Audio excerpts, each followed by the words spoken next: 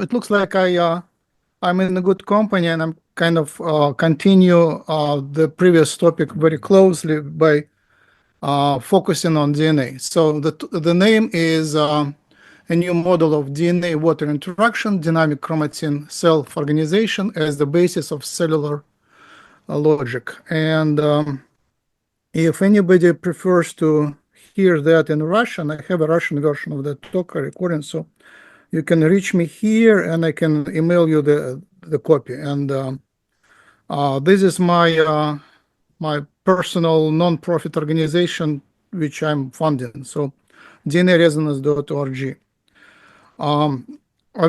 I have 38 slides, and the main result is on around 30th slide, so I will run through the first slides pretty fast. So I Googled and found that there was it's a good starting point for 1774 animal magnetism, Franz Mesmer. He described, he reinvented the heating with hands, and he described the rays of energy moving from the hands. And then Benjamin Franklin headed the commission to investigate that, and Franklin invented at that time the idea of placebo, so he ascribed that phenomenon to placebo because the patients were clearly feeling energy better when they were aware that they've been treated.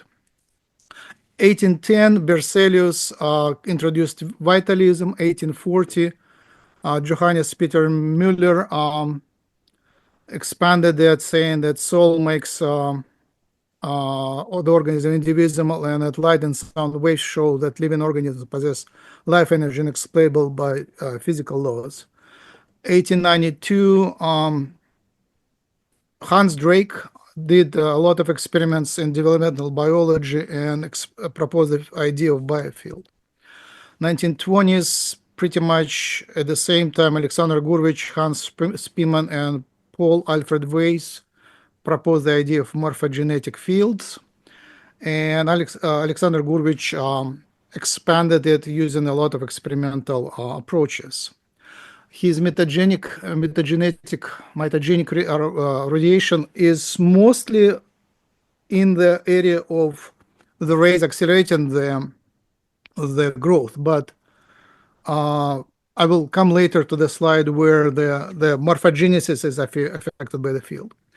What is related to my talk is that discovery of double helix 1953, and 1963, Per Olof Lodin, Sweden, introduced the idea of quantum genetics, proton tunneling in DNA, delocalized pi electrons in DNA. 1969, Stanford Goldman introduced the idea of DNA hologram. Our co-author, 1972, Richard Alan Miller, introduced the idea of DNA hologram as Biofield, uniting organism as a morphogenic field, and also related it to consciousness. And so this is the dogma of molecular biology. DNA makes RNA that makes proteins, and proteins create the shape of the body. The current mainstream idea is that everything is controlled largely through gradients of morphogenic proteins, basically the chemical mechanism, but obviously there is a need for biofield, for shaping the body during development and keeping this shape during the life. And it's not only the body, it's inner structure of the organs and inner structure of the cell. There is clearly some force field in action. Here is the slide which I promised previously, is Burlakov 2013 and many other works, is the experiments with fish embryos. When exposed to germanium mirror, they accelerate the growth through the quartz glass window, and when exposed to retroreflector, which turns the image upside down, there is a repression of growth and abnormalities in body shape and developmental abnormalities, which is exactly the indication of biofield having morphogenetic properties. Now, introducing the idea of DNA. So DNA So this is the idea of several slides previously, including Richard Alan Miller. The DNA creates Biofield, and Biofield interacts with DNA. And then there are two major functions which I should highlight. One is morphogenesis, and another one is consciousness. And clearly there is a link between DNA and morphogenesis for sure, the direct chemical link. We know that morphogenetic proteins are expressed in DNA, and that there are mutations that change the shape of the body, and changing the locations of morphogenetic proteins, morphogenetic genes in DNA experimentally changes the sequence of parts of Drosophila body. So basically, you can change the head part and the hand part, and it will in the genome it will result in a change of the shape of the body. There is also the the connection between DNA and consciousness. Mutations cause behavioral changes and changes in character, but there is also a connection between Biofield and morphogenesis. It's Burlakov experiments and Biofield and consciousness. It's I would say the best example of that is non-contact Reiki influence on consciousness. Potential applications, once we understand the mechanisms and understand how it works, for morphogenesis is lots of applications: cancer, organ regeneration, aging, obesity, heart problems, arthritis, trauma, inflammation. For consciousness, it's understanding how mind works, understanding emotions, motivation, drive, mental health, depression, enhancing success. Methodological approach in this study, we develop a model of DNA Biofield interaction, predict influences. From the model, we predict how that would affect DNA during evolution. That's our main approach. We build a model and then say, in evolution, it will be DNA should evolve, evolving these resonant structures, and then we'll do genomic analysis based on public data. It's fast and effective way, and very inexpensive. And then we need future experiments to actually prove the model that DNA and Biofield interact. Thinking about DNA, it's important to highlight that in our genome there is 4.5% sequences which are exons which are coding for proteins. Introns comprise 50%. Intergenic regions are 45%, and of that, just a bit over half, 55%, is repetitive, made largely from transposons, which are repetitive elements. And we are focusing on that part of the genome. That's the focus of this study. Okay, overall goal is to decipher the vibrational code of DNA. There is a code. There is 6 gigabases of code in each cell of us, and the goal is to understand the vibrational or resonance code of DNA. So in this talk, we're going from Biofield to molecular model, and we didn't actually do the back jump to Biofield. So I will move it. It's just the logic just move us here, and we didn't completely jump back. So from the model, there is a lot of that jump has to be done. It's not done yet. So 25 years ago, I started on that path, and it's a home project, not funded by anyone else, funded by me. And in 2003, I presented in Boston in Michael Levin's seminar. I presented the idea that DNA uses chemical energy, produces the vibrations. The vibration jump from are transmitted electromagnetically from one cell to another. There they receive the chemical energy is used to produce RNA and proteins, and this way the information is transferred electromagnetically from one cell to another. And here is the same picture, just saying that there is a hypothetical resonating sequence in DNA, a resonator, And when resonator is activated by chemical energy, through some chemical energy, the signal is transferred to another resonator, and that results in gene expression. That was idea back then, and already then I paid huge attention to transposons as the major repetitive elements. The major transposon is alu in our genome. It has 1,000,000 copies, covers 11% of the genome, and it sits on 2 nucleosomes. So that was the main candidate for being a resonator. And I'm still there, like 25 years later. So then later, like a few years ago, the modeling of DNA brought me to the idea that DNA is bound to water through hydrogen bonds and creates the united whole vibrational system. So it's better to study resonances in DNA by using the water around.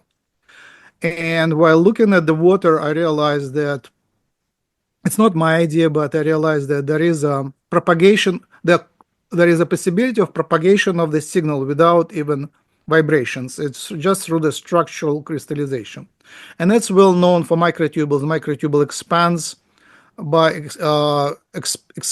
expanding the structure in one way, and then it can dissolve, destructure by losing the structure on another side.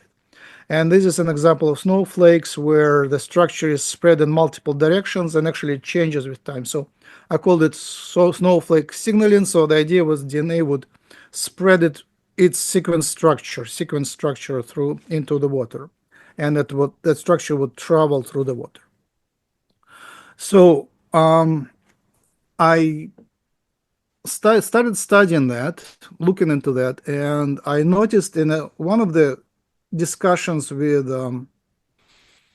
Gerald Pollock on YouTube, he mentioned that his easy water has the ability to imprint on itself the structure of the helical structure of DNA. So I started looking into that, and his models, molecular models, are pretty simplistic. He doesn't do much modeling. He's studying physical chemistry or physics of the special water structures, but the molecular part is not developed. So I looked for other researchers, and I found that actually it was discovered 1962 by Nikolai Fedyakin. Then Derived expanded it, published a lot of papers. 69, Lippincott proposed the polywater, which to me sounds very much like Pollock's easy water. And the advantage of this easy water for my application is that it is flat, made of honeycomb layers, and these honeycomb layers can shift in steps, thus allowing to imprint the information on them. The classical ice cannot shift. It's universal structure, not shifting, but flat, and because it's not flat. And this polywater is flat. Another very important property of this polywater is that it has gaps. It cannot not have gaps.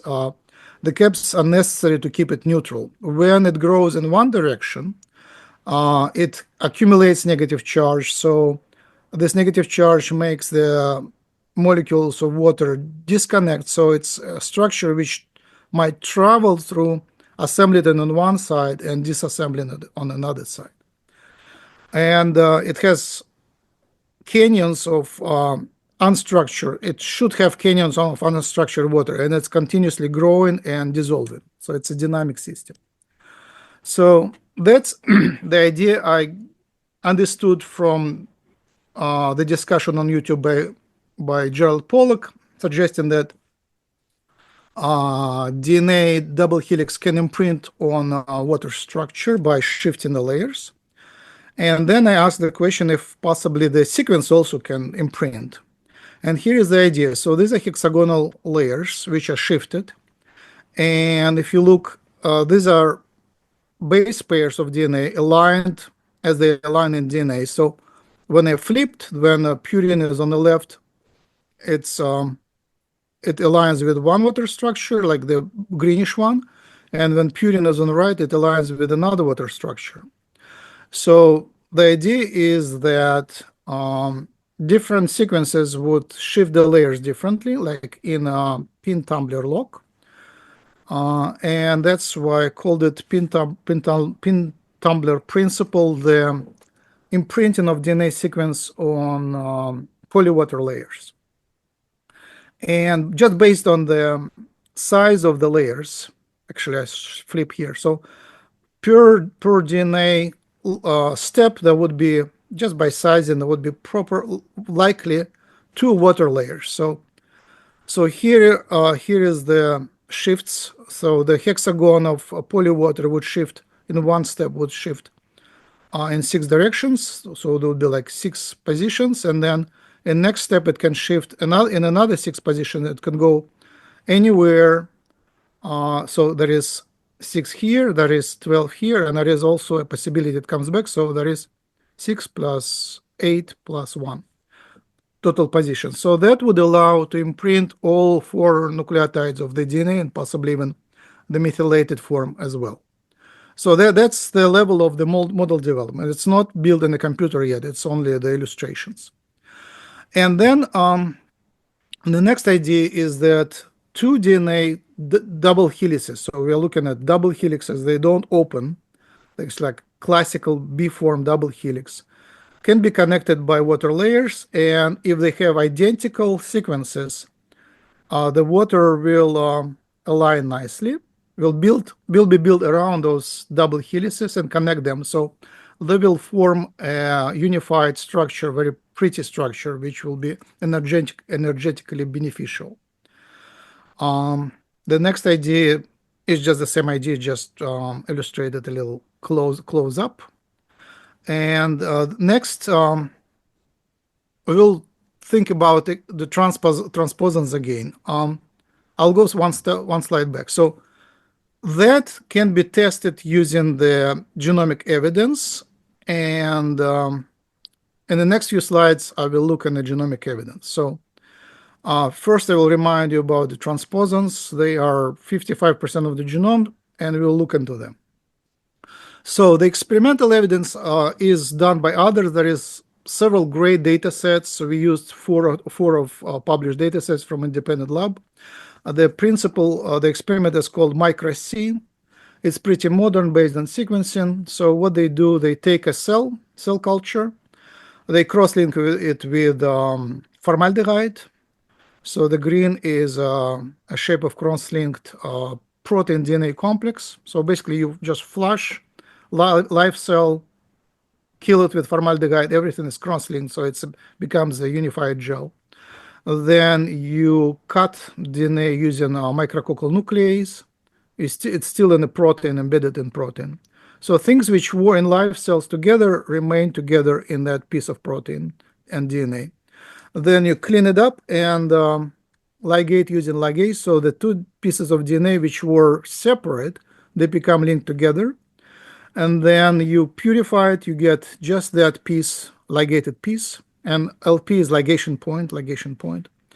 And then you sequence using classical sequencing, and you get this DNA sequence. And then what people do and what we did, we align it back to the genomic sequence to discover where on the chromosome these pieces are. And you get many thousands of pairs. So this black and red piece, they are aligned to the genome, and we know where ligation point is. So these 2 points which were ligated, these points, we now have them on the genome. And we look at from every other angle, but the most interesting was to look at the transposons. So there's a lot of transposon sequences around, 55% of the genome. So we look at the transposons around those ligation points. And we noticed, so that's the same picture we noticed. So we made a graph. The ligation point is in the middle, and thousands of ligation points are aligned together. And the positions of transposons are here, and we just count the density of transposons around. And the beginning of the chromosome is always to the left, the end of the chromosome is always to the right. And we just look at those pictures. and we find a big correlation of positions of transposons relative to ligation points. So we looked at, I think on the next slide. So this one is, we have ALU, and we have a great correlation between data sets. Yeah, between data sets and from different experiments. And that we look at L1, which is line 1. Line 1 also takes 17% of the genome. So if the body contains about 250 grams of DNA, so 10% of that is ALU on the previous slide, and 17% of that is L1. So these are two major sequences in our genome, and they are positioned relative to ligation points. Then, so these are the some of the transposons we tested. So, and we looked at correlations. And for each transposon, we see perfect correlation between data sets. So there is data set 1, and there is data set 2, and there is a nice correlation. And when we do controls, I think controls were on the previous slide. Hold on, I'll come back here. Random controls have nothing. It's there is no correlation, and the good controls have perfect. The good experiments have perfect correlation. So that's the result. Very reproducible. We tried it with 2 different programmers. It's not a computational error. They programmed that independently, and only from English. I didn't give them the programs, and it's tested on 4 data sets from 3 different labs. So it seems to be real. It's a very surprising result. I don't know if you see that, but it's a surprising result. So depending on how far it goes, it could be a big discovery. Here I just say from here you have to go back and decipher what we see. So you go back to this ligation points and understand that we are looking at the contact point between 2 DNA sequences, usually on the same chromosome, and the transposons are located right here, and their positions are in correlation. So what I conclude from here is, I guess I need to go to the next slide maybe, and then I think that confirms that idea of 2 pieces of DNA, if they have the same sequence, they stick to each other. I call it homological adhesion or homadhesion. And when chromatin is folding, I think it's folding through a sequence-specific principle. So similar sequences stick to each other, and these similar sequences are transposons. So we have million of copies of ALU. We have nearly million copies of line 1 and many other transposons. So I think the DNA refolds through sequence-specific adhesion. Has never been described before, and this is just a video of live chromatin. It constantly moves and refolds. And then from here I go to conclusions. So observations: we detected the patterns of transposons with correlations that do not decrease over megabase distances. I didn't show that to you, but we looked at large distances. So the correlations are similar if you look at closely at ligation point, or if you look very far, like say a few percent of the chromosome, so very far. So they spread without decaying. So this means there is an order of transposons in genome, and it doesn't diminish with distance. The belief in genome randomness is a myth. The evolutionary pressure, there is an evolutionary pressure that preserves long-range patterns. The pressure is likely caused by waves. So that's the last sentence still has to be proven, but that's the idea. Patterns differ for opposite orientation of transposons. That's very surprising. So far, there was no mention that chromosomes are symmetric. Now, by looking in the middle of chromosome, you can see the its orientation, where is the right and left ends of the chromosome. The patterns are symmetric in relation to chromosome orientations, and different orientation of transposons have different patterns. So essentially, we get different curves for if the transposon is oriented left to right or right to left, you get different curves. And from that, it's a structural jump, but the main structure of the loops is spiral. Helical. I will show in the next slide, but I think that's a nice conclusion. And patterns differ for close variations of transposons. So we looked at transposons which are very related to each other, only few nucleotide differences, and the patterns are radically different. That means that the homological adhesion has high sequence specificity, and the order exists not only in large scale in the chromosome, but also in a small scale. It all needs to be verified. It's still very fresh. And so just looking at that, so I'm claiming that this 2 DNA double helixes, 2 duplexes are connected through water layers, and only very close sequences would be stuck to each other, adhered to each other.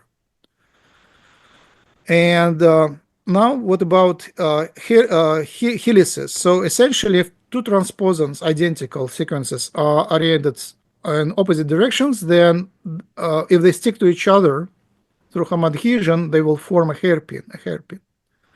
And if they're oriented on a chromosome in the same direction, they would form a helical loop.